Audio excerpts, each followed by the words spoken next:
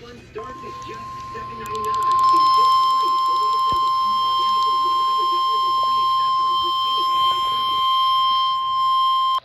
National Weather Service in Fort Worth has issued a severe thunderstorm warning for southeastern Denton County in north-central Texas, southwestern Collin County in north-central Texas, northeastern Dallas County in north-central Texas, until 7:15 p.m. Central Daylight Time. At 6:32 p.m. Central Daylight Time, a severe thunderstorm was located over Hebron, or near the colony, moving east at 30 miles per hour. Hazard, 60 miles per hour wind gusts and quarter-size hail.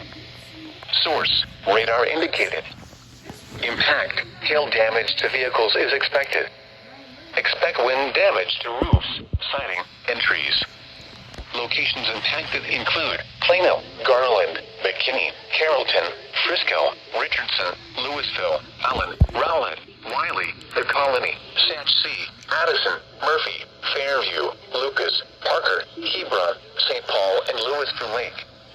This includes Interstate 35 near mile marker 446.